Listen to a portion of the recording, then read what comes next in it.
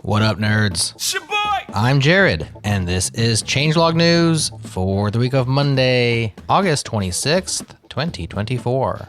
Waymo is really taking off in San Francisco, but residents in the South of Market community wish they'd just take off altogether. A bunch of Waymo cars are gathering in a parking lot and honking at each other into the wee hours of the morning.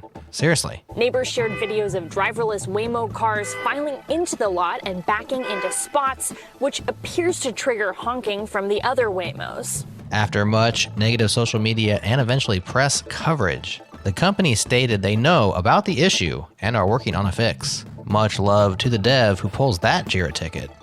Okay, let's get into the news. What good programmers worry about.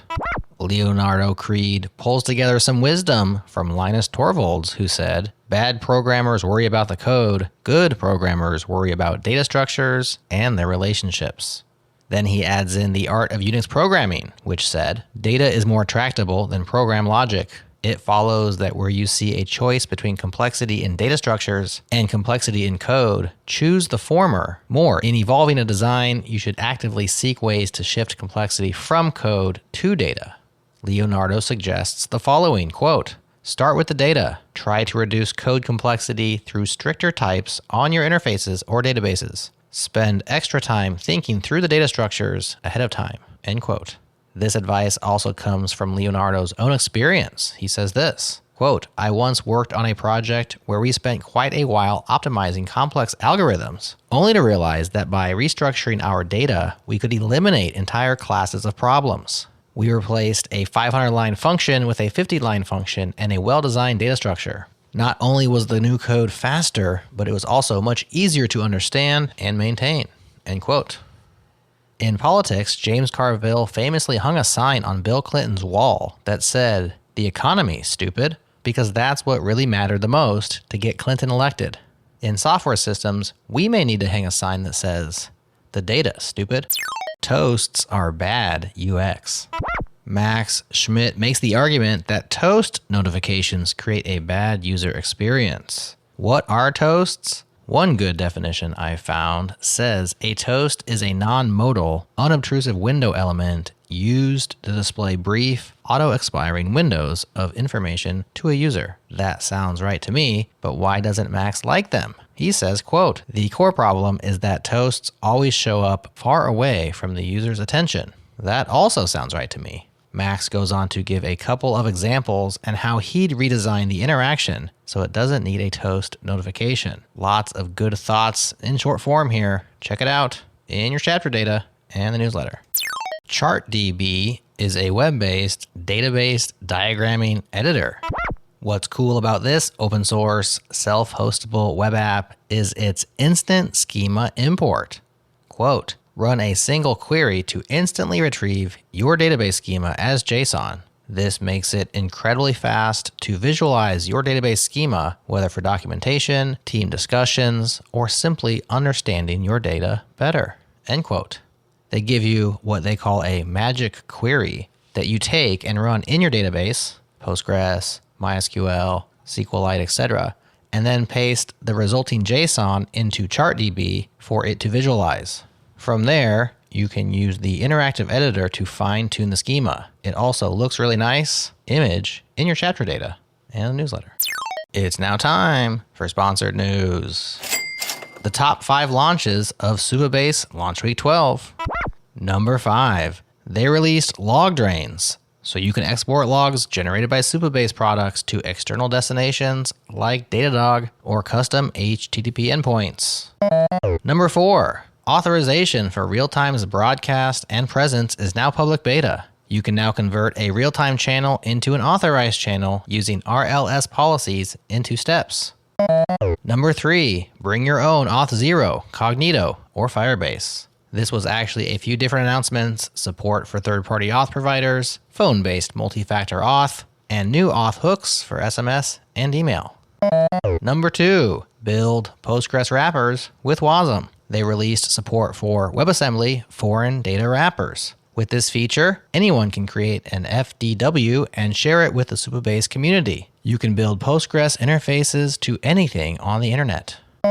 And number 1, Postgres.new, an in-browser Postgres sandbox with AI assistance. With Postgres.new, you can instantly spin up an unlimited number of Postgres databases that run directly in your browser and soon deploy them to S3. That's the top 5 according to us. Head to supabase.com/launchweek for details on everything else. And for new users to Supabase, head to supabase.com/changelogpod for 1 month of Supabase Pro for absolutely free. Code review anti-patterns. Simon Tatham says, when a code reviewer turns to the dark side, they have a huge choice of ways to obstruct or delay improvements to the code to annoy patch authors or discourage them completely or to pursue other goals of their own. If you've only recently turned to the dark side, you might not have thought of all the possibilities yet. So here's a list of code review anti-patterns for the dark side code reviewer who's running out of ideas. End quote. I love how Simon named each anti-pattern so it'll be easy to identify and discuss with others. These names are great. The ransom note, the double team, the catch-22, the flip-flop. You can almost imagine what each of these means in the context of code review without even reading his explanations. But you should still read the explanations. They are so good/bad.